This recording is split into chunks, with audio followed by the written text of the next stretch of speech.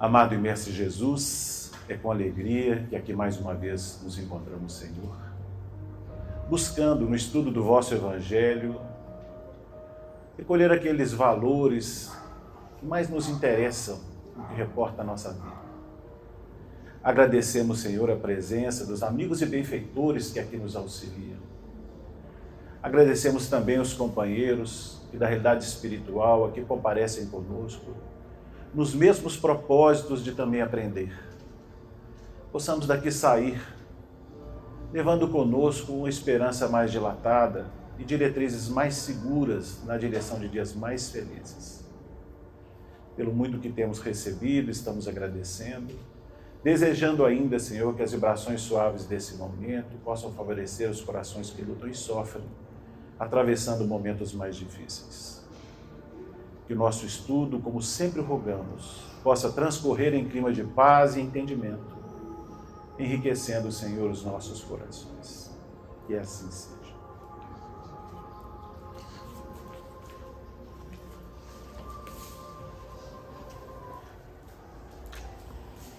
Bom dia para todos. Tem alguém vindo aqui pela primeira vez? Somos todos velhos de casa? Tem alguém? Ok. Como é que você chama? Tiesa. Não ouvi. Tieta. Seja bem-vinda. Tiesa, desculpa. Seja bem-vinda. Viu? Você já tem conhecimento espírita? Podemos trocar?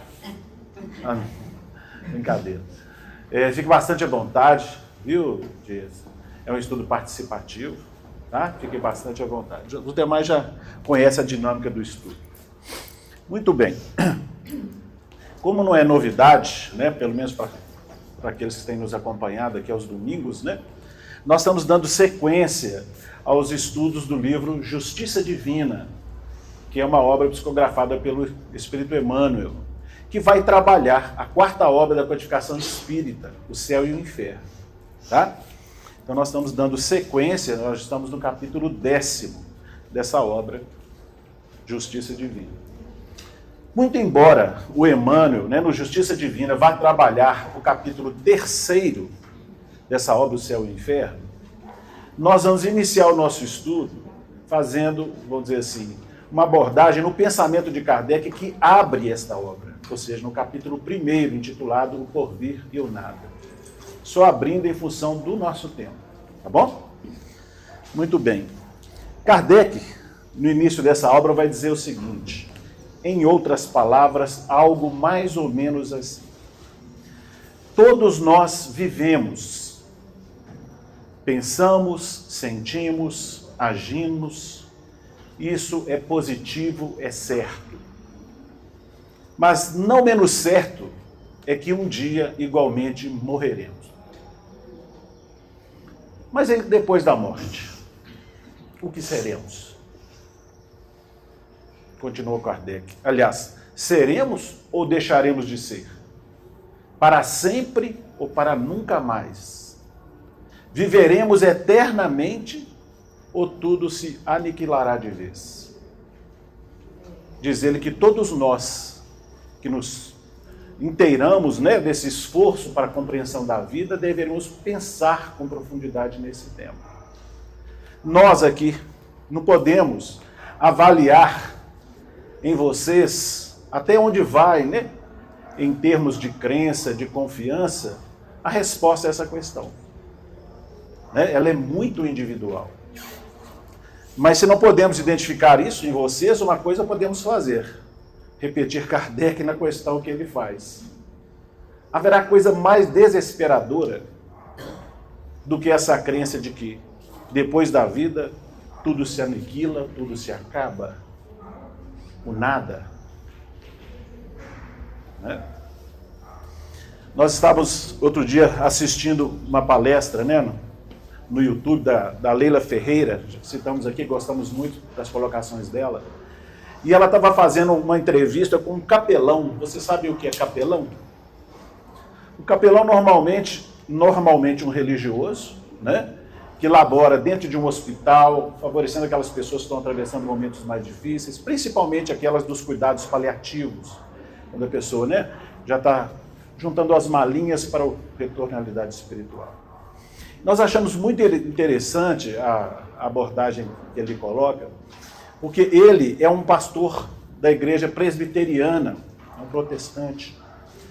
E ele, em meio aos seus labores, né, nessa área, não ainda como capelão, mas como pastor, ele veio a perder um filho em tenra idade. Ele perdeu um filho ainda muito jovem. E isso trouxe para ele um abalo muito grande. Ele foi rever muitos valores em torno da própria crença e da própria vida. Ele chegou a afastar-se das suas atividades no campo religioso. Mas nesse período ele foi convidado para essa tarefa de capelão num hospital. E não aqui no Brasil, fora do Brasil. E é interessante que fora do Brasil, isso é uma profissão. E ela faz parte da equipe médica. Tá? Da equipe médica, são inclusive assalariados para isso. Diferente aqui do Brasil. Né? E é interessante que quando ele aceita esse convite, ele fala, gente, eu preciso realmente aceitar esse convite. Porque a experiência dolorosa que eu passei pode servir de experiência para outros que estão vivendo lutas e desafios. Ele então aceita aquela posição. E ele conta dos desafios que tem nessa atividade. Né? Só para a gente entender a questão de que às vezes a crença no nada, né, ela traz realmente situações muito complexas. Ele conta uma das suas experiências nesse hospital. Dizem que tinha lá um senhor, já uma idade mais madura, mas muito revoltado com a vida. Porque ele estava perdendo a sua autonomia, né, muito debilitado, estava com uma doença grave e ele não aceitava esse movimento da vida. A tal ponto que ele estava agressivo com os próprios médicos. Ele não aceitava tratamento. Alguém aproximava e falava, não aproxima, não quero ser tratado. E outra, vou ser agressivo. Falava dessa forma. Então, a dificuldade, né, da equipe médica se aproximar para dar o tratamento que ele precisava. Aí alguém teve ideia, chama o capelão. Coitado do moço. Numa situação tão grave. Mas nós achamos, quando vimos essa entrevista, a sensibilidade desse coração, desse capelão. Ele aproximou desse senhor e o mesmo discurso. Olha, não venha com conversas, eu não quero ser tratado, eu já não posso mais tomar a minha cerveja, eu não posso jogar o meu xadrez, eu não posso fazer isso, eu não posso fazer aquilo. Não se aproxime. E a sensibilidade do capelão. Não, fique tranquilo, a gente só veio aqui para conversar. Realmente eu não posso levar você para tomar uma cerveja, mas porque eu não tomo cerveja, não sou a favor do uso do álcool. Mas quem sabe a gente não joga uma queda de xadrez? Bacana, né? O paciente perguntou, mas você sabe jogar xadrez? Se importa se eu te der um couro? Os dois começaram a conversar, começaram a jogar, brincar. Eles foram conversando, ele aceitou o tratamento. Que bacana, né? Mas a gente observa, né, como que é importante aquele que já tem uma noção da realidade da vida, às vezes levar um conforto para aquele que ainda desconhece. Fazer esse movimento, né, de sensibilizar os outros quanto a outros valores para além da vida objetiva. É tão importante isso, né? Tão importante. Nós achamos muito significativo. Muito bem, nós estamos falando lá do desafio da vida física, né? E o nosso capítulo 10 tem esse título, Viverás para sempre. Para aquele que desconhece é muitas vezes um desespero, mas para aquele que já tem uma noção acerca da vida espiritual, é um conforto, é um grande conforto. É como se algo já nos segredasse, ou às vezes até ouvimos ostensivamente a vida dizer, viverás para sempre. Esse é o título do capítulo, este é o nosso tema de hoje. Kardec, nós estamos trabalhando, né? Capítulo 3º, que faz referência. Kardec vai trabalhar aqui o medo da morte. Nós não vamos fixar nisso, vocês vão perceber que a página ela ganha uma outra conotação. Mas é interessante o que Kardec vai dizer nesse capítulo 3º, dizendo que quanto mais nós nos ocupamos, nos estudamos acerca da vida futura, menos temos medo da morte. Quanto mais estudamos, menos medo da morte. Percebem que é um processo? Só um instantinho, que é no capítulo 2. Capítulo 2, desculpa, Que item 3. É verdade, isso mesmo. 3, tá? Obrigado. Então, o que acontece? É importante, eu gostei muito de ouvir essa parte, que era um processo. Porque nós, por vezes, temos medo da morte. Alguém deve estar estranhando, mas você, expositor da Casa Espírita, também eu. Nós estamos num processo de consolidação dessa confiança. Né? É isso que Kardec está dizendo. Então, quanto mais a gente aprofunda disso, mais segurança nós vamos ganhando diante da vida. Né? Muito bem. Mas voltemos aqui à página de Emmanuel. Ele vai dar uma abordagem diferente. Como que ele começa? Meditando na morte, honra servindo a instância carnal em que te hospedas por algum tempo. Entendido a frase? Meditando na morte, honra servindo a instância carnal em que te hospedas por algum tempo. Estamos aqui de passagem, não é?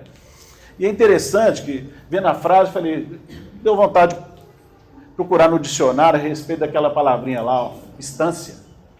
E achamos muito significativo o primeiro resultado que nós encontramos. Instância, do dicionário, lugar onde se está ou permanece, geralmente de férias ou em tratamento de saúde, e etc.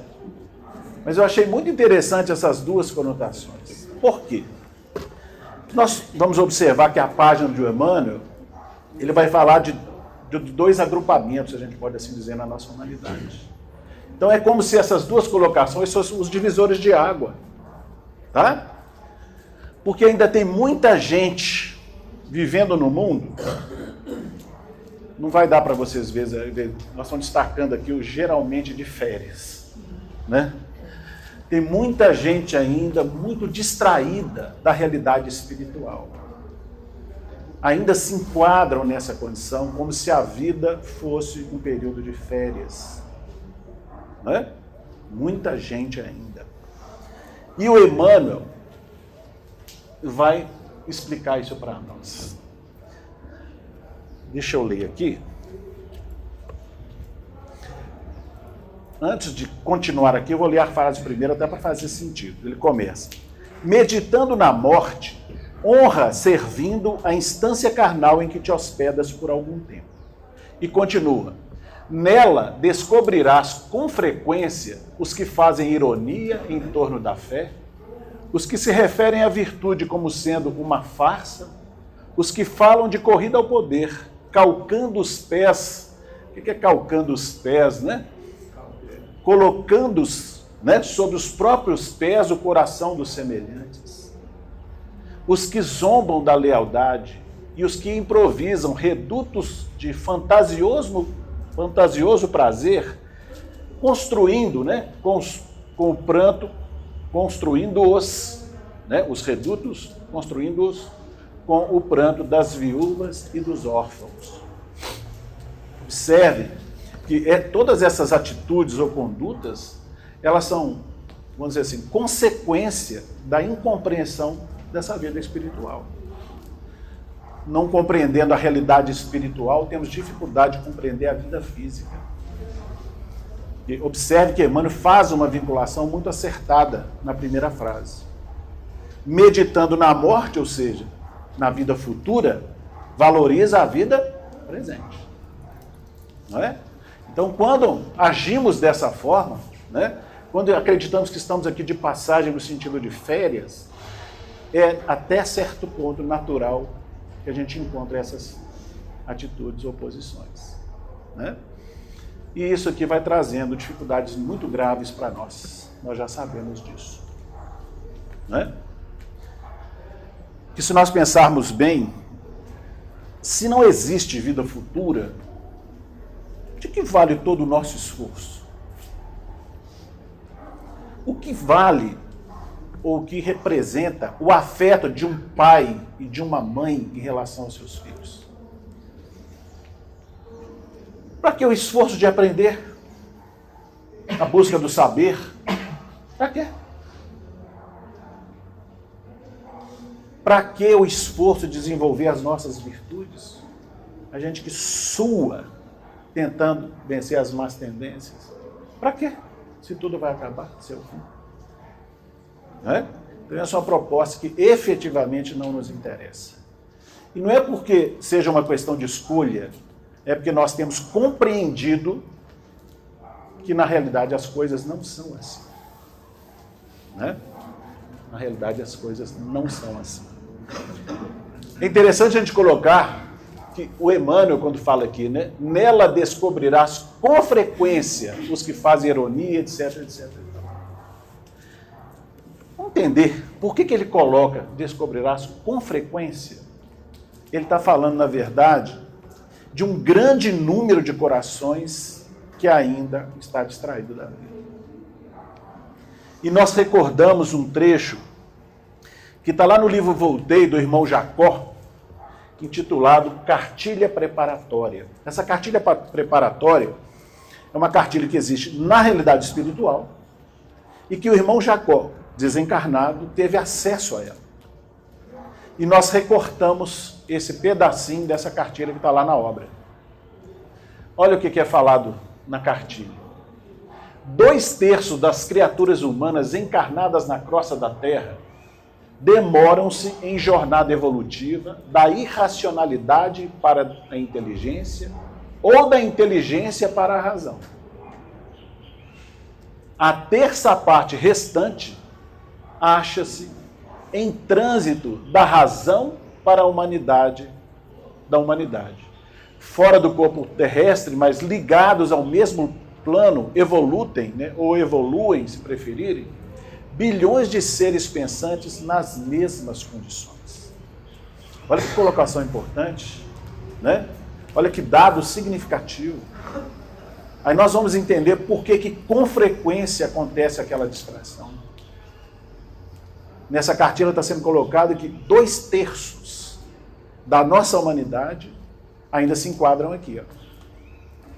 Da irracionalidade para a inteligência ou da inteligência para a razão. Não é? Consequência moral dessa informação. Se, somente se, já nos reconhecemos ou nos acreditamos despertos para essa realidade, vigilância redobrada. Porque nós vamos perceber o convite do mundo, vamos chamar assim. Aquelas pessoas que ainda não despertaram para esses valores, elas naturalmente vão abraçar causas diferentes, por vezes complexas. Por isso que a gente tem falado com frequência, ouviu e aprendeu isso ao longo do tempo. Cuidado com aquelas expressões de multidão. Ah, todo mundo faz isso. Isso é muito delicado, porque aquele que despertou não é todo mundo. Tem que pensar nisso. Então a gente precisa estar muito atento para saber o que já aponta a nossa consciência. Ao invés de ficar procurando respostas lá fora, então somente ver o que aqui de dentro já sinaliza. Porque existe, esse registro existe. E ele sinaliza. Não é? É muito importante. E olha que interessante, não fala só da expressão do mundo objetivo. Vai falar também da influência espiritual. São temas recorrentes, mas não tem como saltar. Estamos vivendo um período muito decisivo da humanidade. É o período da transição. Período de fechamento desse ciclo. Não é fim do mundo no sentido também, não é isso. Fim de ciclo. E em finais de ciclo, o que está havendo é a aferição de valores. Daí a liberdade que nós vemos nos dias que passam. Não é? Porque sem liberdade não dá como aferir as conquistas nossas. E quando a gente está debaixo de julgo, a gente faz porque alguém manda. Não é? As leis impõem, mas em períodos de transição não, é dado liberdade plena. As pessoas fazem o que querem, estão se definindo ou escolhendo para onde pelo menos desejam ir. Né? Então, por isso que é tão delicado um período como aquele que nós estamos vivendo. Isso já é desafiador no contexto social em que vivemos, pelos convites diversos que às vezes recebemos. Não percamos de vista a influência espiritual, porque a proporção é a mesma. Perceberam? A proporção é a mesma. E aí vem uma complexidade um pouquinho maior, que boa parte dessas pessoas que desconhecem a realidade espiritual não tem a menor noção sobre influência espiritual. O que torna mais delicada ainda a questão. Não é? Se para quem conhece já é desafiador, para aquele que desconhece, muito mais. Tranquilo?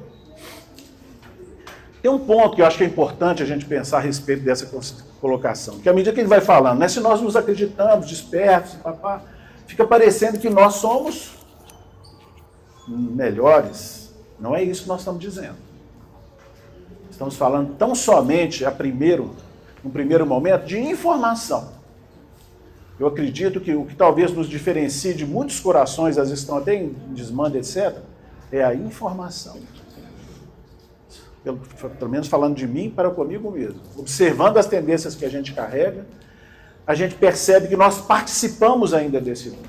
Já existe uma disposição de mudança. Nós fazemos parte desse mesmo ambiente, senão não estaríamos aqui. Não é? E um outro aspecto que eu acho muito significativo. Se somos daqueles que estão, de alguma sorte, despertos para essa realidade, é sinal que nós vamos fazer o nosso nicho, separarmos, nós aqui somos os... É isso? Não. Livro dos Espíritos, lei de sociedade. Nós somos chamados a viver em todos os ambientes, aqui mesmo, no plano objetivo. O que diferencia é a conduta. É a conduta. Porque o processo de sensibilização para esses corações, para a necessidade da mudança, ele está, de alguma sorte, na dependência da exemplificação que ele observa no outro. Pelo menos é o que dizem os amigos e benfeitores. A palavra auxilia, mas o exemplo arrasta. Nós somos muito palavrosos, por isso que eu estou aqui à frente. Não é? Mas o grande desafio é o quê? É a exemplificação. Muitas vezes percebemos um insucesso na condução dos nossos próprios filhos. Não, mas já falei para eles tantas coisas, mas já adverti, isso nós já fizemos mesmo. Mas eles olham para nós e às vezes não encontram ressonância daquilo que fala com aquilo que vive. Então não tem diálogo que ultrapasse essa barreira. Você fala isso, mas engraçado, eu te observo diferente. Não é? Oi? Exatamente. Né? Caímos lá naquelas propostas do farisaísmo lá atrás, da aparência principalmente. Então é muito importante a gente perceber esse aspecto nesse contexto. Porque nós temos uma responsabilidade nesse contexto. Que tem gente que nos observa. Apesar de todas as nossas imperfeições, ainda tem gente que nos observa. No sentido, às vezes, de referência, sim, de referência. Porque nessa cadeia do processo evolutivo, se você observar bem nessa escada, o que está um degrau à frente é observado por aquele que está um degrau atrás. É natural. Né? Perceber a nossa responsabilidade, não estamos aqui para apontar o erro dos outros, mas, na verdade, de viver de conformidade com o que temos aprendido, para que aqueles que nos observam possam se sensibilizar por si mesmos quanto à necessidade de uma mudança. Não temos que sair com uma luzinha atrás dos outros. Não. O Evangelho fala, coloque a luz no velador, para aqueles que entram se beneficiem da luz. Não é? Você procurar a sua bagagem, saber qual que é a sua bagagem, o que você está levando. Viver Deus para sempre, qual que é a sua bagagem. Sim. E perguntar, será que Jericó está tão atraente assim, continua tão atraente? Não consegui ouvir o final, desculpa. Será que Jericó está tão atraente ainda? Continua a Jericó. A fragrância de Jericó. Sim. Entendeu? Fazendo uma referência ao Evangelho, né? Descia um homem de Jerusalém para Jericó. Né? Aqui estão os interesses espirituais no aspecto simbólico, interpretativo. Jericó era uma cidade de comércio intenso, simbolizando os interesses da natureza. Aí Mais meu irmão está brincando com a gente, colocar as 4 coisas que tem, né? Para levar para a bagagem, né? O seu conhecimento, a obra, a sua moral e o sentimento. Transita nos 2 mundos, né? Isso você vai levar, o resto não. Aí eu fiquei pensando, nossa senhora, como é que minha bagagem será que está desse jeito? Como é que está a bagagem? Porque às vezes nós externamos uma aparência de algo que a gente ainda não tem como conquista. Isso é natural até certo ponto, a gente também tem conversado sobre isso. Uma pessoa que vem aqui à frente expor, como acontece com todos nós expositores aqui da casa, ela vai expor o que a gente aprende nas obras com os espíritos que têm esse valor consolidado. Nós estamos aqui repetindo os valores que ele tem, só retratando isso. As pessoas nos olham e acham que nós temos essa bagagem. Não, gente.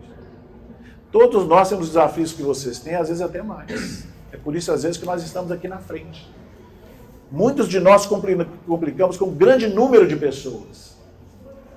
E reconhecemos nessa oportunidade uma forma até de nos redimirmos junto de grande número de pessoas. Não é? Simplificando a nossa estrada.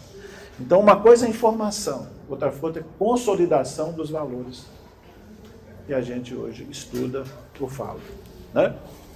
Deu para entender um pouquinho esse aspecto? Né? A delicadeza do momento que nós estamos vivendo, como as pessoas muitas vezes estão distraídas, mas qual que é o nosso papel se nos acreditamos já despertos para esse valor?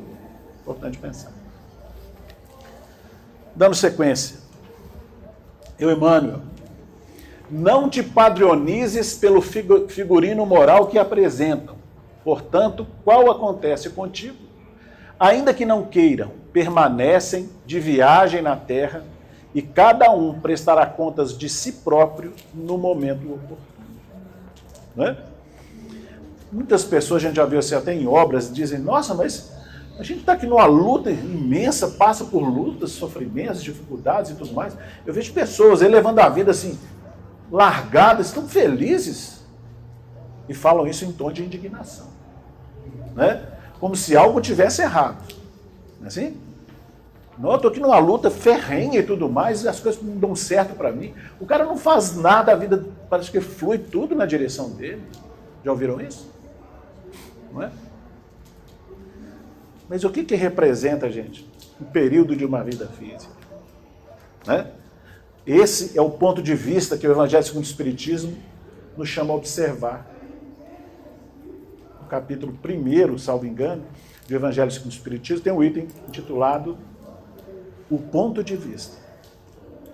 Enquanto os nossos interesses são aqui de natureza objetiva, jogamos todas as fichas, todas as cartas no mundo objetivo. O que importa é ganhar aqui. Não falou ali? Colocar o coração das pessoas sobre os nossos pés. Não importa que o outro sofra, importa que eu chegue onde eu preciso. Muitas vezes é esse o pensamento. Não é? Então, o importante é vencer aqui a aparência, posse, tudo isso que dá destaque na vida objetiva. Mas isso é por um tempo. Como ele está colocado. Permanecem de viagem na Terra. É um período, por sinal, muito curto.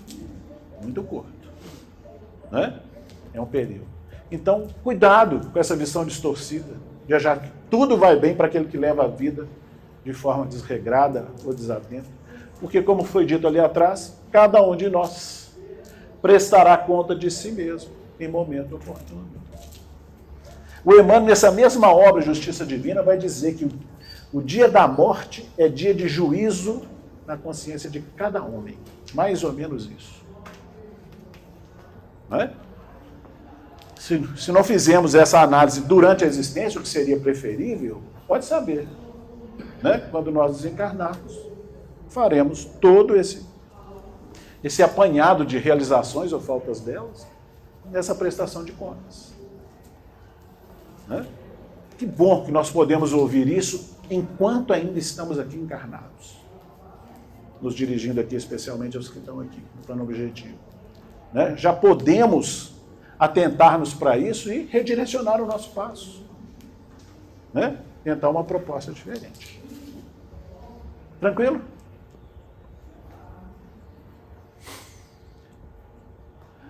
Nós, no início, trouxemos esse cartaz aqui. Colocamos as borboletinhas aqui, gente, não foi à toa não, tá?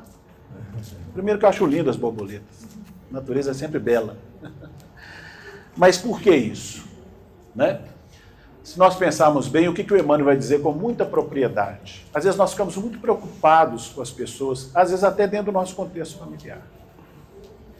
A gente fala, puxa vida, demos as bases, participamos do nosso contexto, por exemplo, levamos a criança à evangelização desde, né, tenra idade.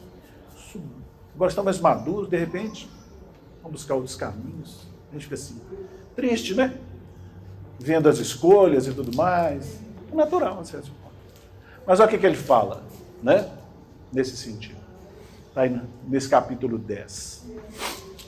Se nós tivéssemos a possibilidade de conversar com uma lagarta, se ela pudesse nos entender e disséssemos para ela, minha irmã, esforça-te no campo da vida, porque mais à frente, apesar de todas essas lutas, você vai alcançar a condição de borboleta, vai ter asas de colorido belíssimas, vai singrar os céus na direção de dias mais felizes. A lagarta ia rir da nossa cara. Não é? Ela, como assim, cara? O que é isso? Deixa eu comer minha folhinha aqui, vai para lá. O Emmanuel vai dar exemplo também da semente, nessa mesmo capítulo 10. Se pudéssemos conversar com a semente e dizer para ela, companheira, né, apesar de você ter sido lançado na cova escura, isolada, sozinha, esforça-te na direção da luz. Se ela pudesse responder, nos teria como loucos. Você vai se transformar num grande carvalho, né, de copa bela e tronco robusto. O que é isso? Não é? É assim que acontece no campo das relações.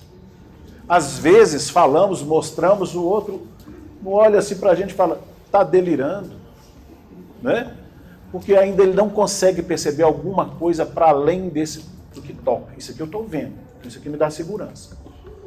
Mas ele tem dificuldade em entender isso. E a gente vai ter que ter paciência para entender que isso também é um processo. Porque ali, na prestação de contas, tem um processo que é muito significativo. Cada um vai responder de conformidade com o quê? Quem ajuda? Um grau de consciência. Às vezes um espírito que está ali complicando, né? Está ali encarnado, aprontando.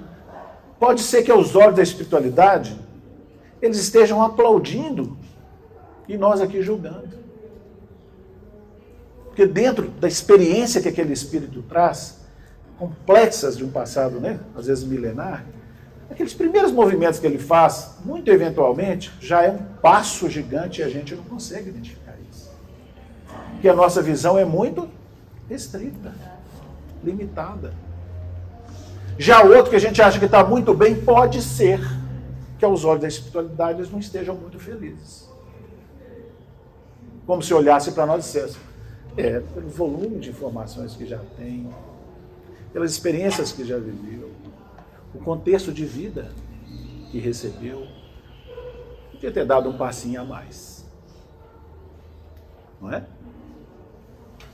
A gente sempre conversa um pouco sobre isso. Os favores do bom tempo. Emmanuel, no livro Seara dos Médiuns.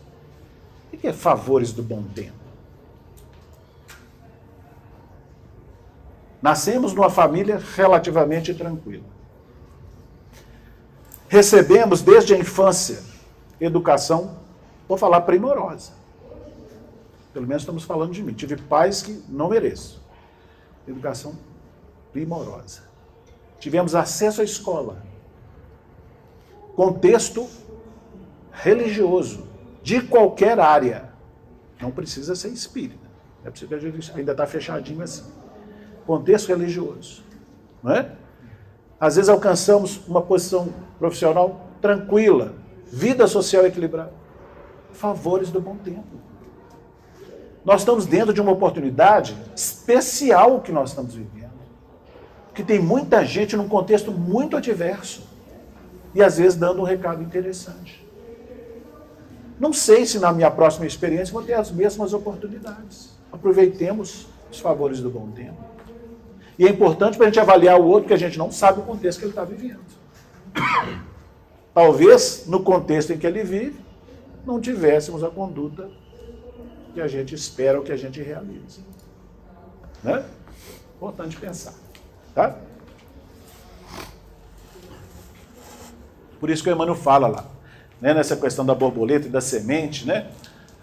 Não te molestem assim as considerações pueris dos irmãos nossos que procuram transformar a vida terrena em floresta de impulsos selvagens, gastando a existência em caça e pesca de emoções inferiores.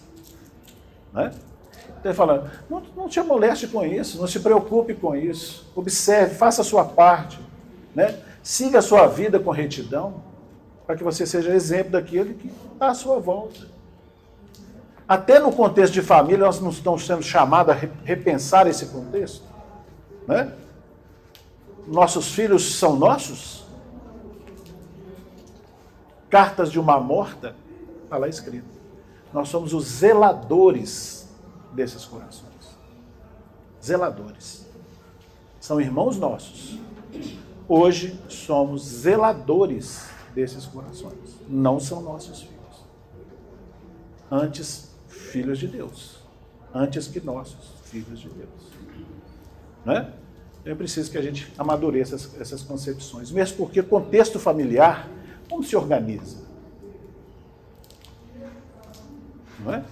Em muitas obras, isso mostra assim, com muita clareza como esse processo se dá. Eu não me recordo agora qual das obras de André Luiz, com certeza na obra de André Luiz. O companheiro aprontou muito com a esposa e situações complexas. Interessante que, mais no final da obra, para não dar até um spoiler, talvez seja útil, que vai dizer, bom, ele desencarnou, ele precisa agora reencarnar. Duas coisas nós já sabemos, que ele desmandou muito no campo financeiro. Vai ter que vir em situações mais difíceis no campo financeiro, e vai ter que renascer junto da companheira, para restituir-lhe tudo que ela fez. Viu como é que vai ser o contexto familiar? Às vezes é dessa forma. O núcleo familiar é composto, muitas vezes, de até mesmo adversários dentro do nosso contexto. Mas, claro, também surgem corações que surgem como estímulo à nossa vida. Então é preciso que a gente amadureça essas concepções. Não é para a gente, nós somos 12, tenho 12 irmãos. Não é para a gente ficar olhando assim e falar, aquele, não é isso. A proposta não é essa. Né? O processo do convívio é para que nós nos tornemos cada vez mais irmãos, dentro de uma concepção bem mais alta. Né? Independente da condição em que estejam. Assim? Então não te molestem assim as considerações pueris dos irmãos nossos que procuram transformar a vida terrena em floresta de impulsos selvagens, gastando a existência em caça e pesca de emoções inferiores. E é interessante ele colocar essa palavra pueris, né? Porque esses outros irmãos ainda estão numa infância. Sim. Né? São como uns bebês mesmo, a caça disso tudo, nessa questão da evolução. Não que a gente seja superior, mas para eles essas questões ainda têm um apego, um valor. Um peso maior. Na visão da espiritualidade, são crianças ainda brincando com o mal lá. Né? Então essa questão do pueris aí é bem interessante, essa classificação. Sim, porque quanto mais você estuda, né, consolida um campo de concepção bem amadurecida, porque é trazida pelos benfeitores. Às vezes as considerações são muito pueris mesmo, são falhas, são superficiais. A gente observa e fala, está faltando elementos. A gente não entra em campo de discussão, mas observa, né? Faltam elementos. Né? E o grande desafio disso, não só em família, é que às vezes nós lidamos dentro desses contextos sozinhos. Concordo? Às vezes, falei do Favores do Bom Tempo, eu tive 12 irmãos, 12 bênçãos na minha vida. Com todas as diferenças de cada qual. Mas tem famílias que são diferentes. Às vezes aquela pessoa, por exemplo, no capítulo da crença, é o único espírita na casa. E às vezes o que os outros adotam é uma outra orientação que condena o próprio espiritismo. Se torna desafiadora aquela proposta. Não é? Nós conhecemos muitas pessoas aqui mesmo, frequentam o grupo, que tem mais ou menos esse contexto. Já tivemos notícias de pessoas que têm que fazer o estudo do Evangelho no lar no banheiro. Tá? Com o livro escondido, porque a família não aceita. Então é delicado esse processo. Né? Mas sozinhos, mas e aí? Aí tem uma página do Emmanuel que é especial. Acho que a maioria das pessoas conhece, mas nós vamos tomar a liberdade de lê-la. Ela é muito significativa, eu acho que é muito consoladora. Se estamos nos sentindo sós em meio a todo esse desafio, né? Recordemos essa página. Fonte Viva, capítulo 70, intitulado Solidão. O presidente, porém, disse: mas que mal fez ele? Isso aqui é Jesus sendo julgado, né? E eles mais clamavam, dizendo: seja crucificado. Mateus 27, 23. Isso aqui é a passagem do Evangelho. Comenta o Espírito Emmanuel: à medida que te elevas monte acima, no desempenho do próprio dever, experimentas a solidão dos cimos e incomensurável tristeza te constringe a alma sensível. Onde se encontram os que sorriam contigo no parque primaveril da primeira mocidade? Não é o que acontece? Posso falar da experiência pessoal, não conheço a de cada um de vocês. Mais jovens, nós tínhamos um grupo de amigos grandes, né? O pessoal da pelada, jogava bola, aquelas coisas todas, ia fazer um parque, isso e aquilo. Depois vai ver no campo do conhecimento, você fica mais seletivo, é natural. Aí as pessoas começam a se afastar. Não é? Os interesses passam a ser um pouquinho diferentes. Aí eles começam a nos injuriar. O que é esse cara? Tá virando padreco? Às vezes de forma, né, negativa. Ih, tá fanático, fechou. Né? O próprio contexto em que a gente participava acaba nos cobrando. No fundo, boa parte dessas cobranças é mais ou menos uma fala para nós. Eu gostaria de estar no seu lugar. Avalie quando isso acontece. Que às vezes o primeiro movimento é de resistência, mas depois eles entendem o processo. Quer comprovar isso? Quando essa pessoa passa por uma dificuldade grave, quem que ela procura? É o outro coleguinha da pelada? Não. Fulano, eu vejo que você procura isso. Que orientação você me dá nesse sentido? Não é interessante? Não é interessante? Né? Onde se encontram os que... Pois não? Acaba até procurando, né? Sim, né? É o processo de sensibilização.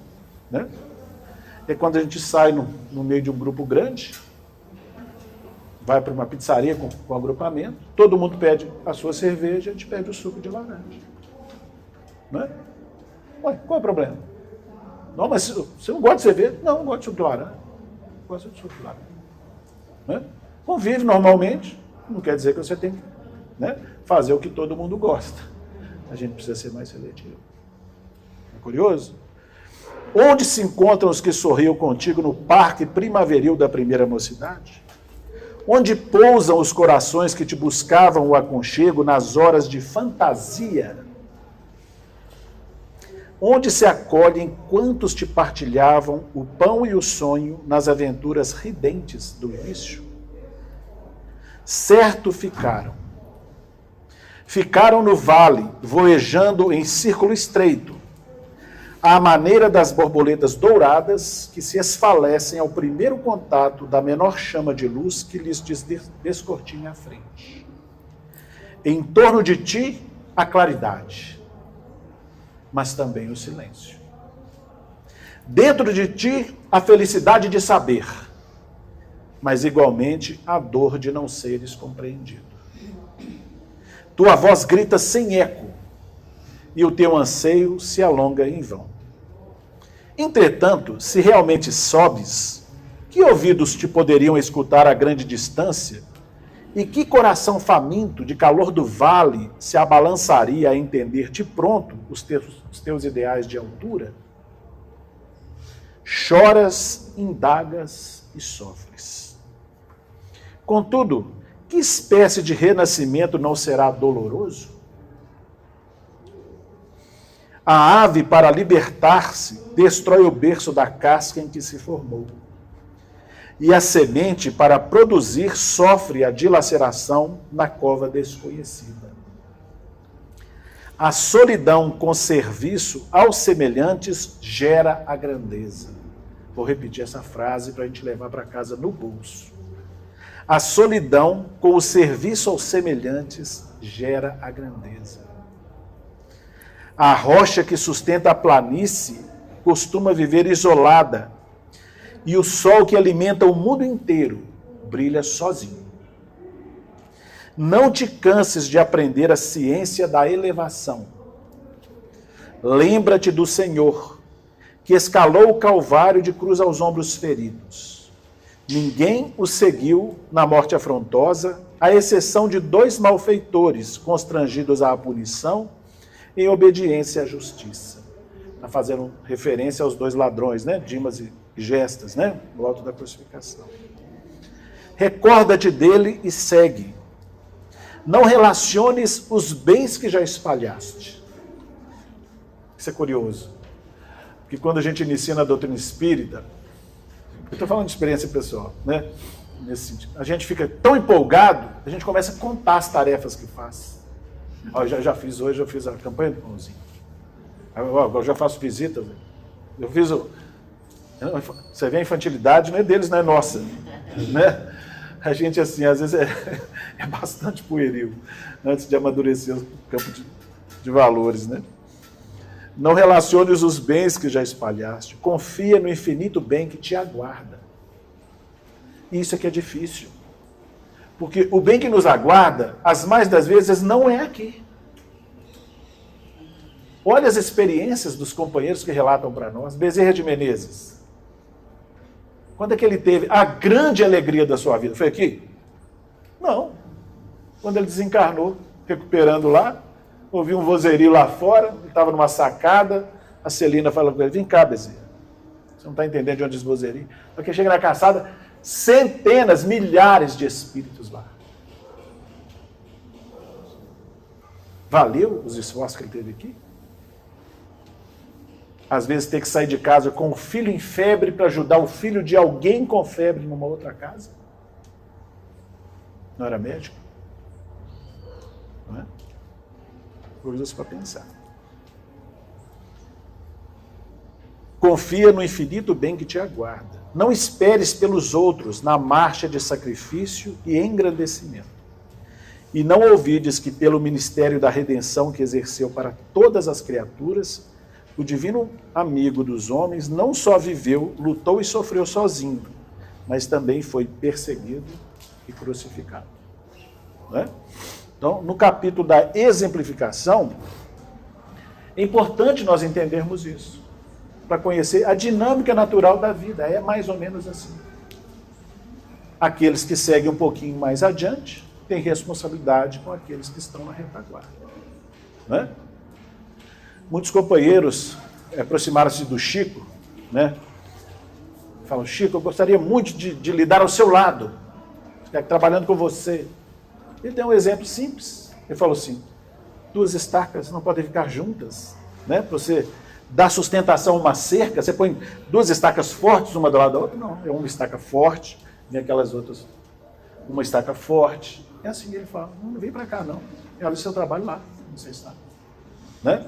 Assim é na vida. A gente gostaria de ter os familiares, queria que fosse o meu irmão fosse o Bezerra, o André Luiz, não, nós estamos nos campos de experiência que nós necessitamos. Né? É mais ou menos por aí. Então, ainda o Emmanuel dizendo, persiste na reta consciência e faz o teu melhor. É só isso. Não é facinho? Pensando nessa frase, nós destacamos só ela, né? persiste na reta consciência e faz o teu melhor. Viu o problema da consciência? Na reta consciência. O que é seu, segue o que você já identifica. O que é o outro, ele segue de conformidade com o que ele crê. Né? Mas concorda que o Emmanuel, todo mundo aqui adota o campo do bem, acredito. Com toda sinceridade, eu acredito que todos nós estamos buscando uma proposta nos capítulos do bem. Mas entendemos que o Emmanuel está dando um recadinho a mais nessa frase. Como se ele dissesse assim: não se limite à realização do bem. Faze o teu melhor. Esforça-te um pouco mais, um pouquinho a mais. Né? Acreditando que seja dessa forma. Oi. Pois não. Mas igual foi comentado anteriormente, tem pessoas que lutam a vida toda. E o outro fica ali na tranquilidade total e tem tudo do bom e do melhor. Sim. Por que isso? Sem um mínimo de esforço. Sim. Ele anda de Hilux, de Porsche, de Camaro, entendeu? Tem uma excelente mansão em Alphaville, no Buritis, e tudo sem um mínimo de esforço. Favores do bom tempo. Muito errado nisso aí. Favores do bom tempo. Tem uma coisa errada, muito errada nisso aí. Olha, tem muitas coisas que precisam ser levadas aí. É lógico que a gente trouxe alguma visão. Só pelo lado, dá licença um pouquinho. Pois não. Não vendo só pelo lado material, mas pelo lado espiritual também. Tem algo muito errado nisso. Tem mesmo. Você sabe onde está essa coisa errada? É a gente acreditar que todos esses valores de natureza objetiva vão nos dar a tranquilidade que nós gostaríamos. Porque isso muitas vezes nada mais é do que essa incompreensão. Nós julgamos todas as fichas na vida material, porque uma pessoa que tem facilidade no campo financeiro hoje, ela tem uma responsabilidade muito grande, muito grande. Principalmente se ela vive no Brasil. Tá? Por quê? Porque aquilo que sobra na minha casa, de alguma forma, é o que falta na casa do outro. Então a responsabilidade de quem tem, não é? É de favorecer aquele que é carente. E se nós pegamos essa sobra no atendimento tão somente aos prazeres pessoais, será que espiritualmente as coisas estão bem? Vão lembrar de um episódio que o... nós vamos lembrar de um episódio que o Raul conta. O Raul foi dar uma palestra, já há um bom tempo, foi dar uma palestra em determinado lugar. Terminada a palestra, eles foram almoçar, não sei se era uma pizzaria, alguma coisa assim, uma lanchonete, alguma coisa. Cada um se serviu, tal, né, prato bem feito, aquelas coisas todas, eles começaram a comer. A atenção dele foi voltada por uma pessoa que estava na avenida lá, catando coisa no lixo. Coisa para comer no lixo. Ele ficou super incomodado. Ele não conseguiu comer. Aí ele levantou. Aliás, ele fez menção de levantar para levar alguma coisa para aquela pessoa. O amigo espiritual, na hora, chegou para ele e falou assim: não se levante. Aquela criatura, se você for lá, ela não vai aceitar o seu auxílio. Era uma mulher. Ele fala, aquela mulher, na verdade, é o espírito de um homem que foi um político na Terra. Podia ter ajudado centenas, milhares de pessoas e usou aquilo no interesse pessoal. E, curiosamente, você vai identificar, esse espírito é justamente aquele que colocou o nome nessa avenida. Percebe? Que adiantou esse período curto de prazeres das mais diversas horas? Não somos contra o bem-estar, não é isso que nós estamos falando. O problema é que a nossa compreensão do que seja bem-estar é muito diversificado de pessoa para pessoa. Nesse processo tem expressões de mérito também, tem pessoas que têm méritos para terem determinada facilidade na vida. Méritos. São menos comuns, mas tem.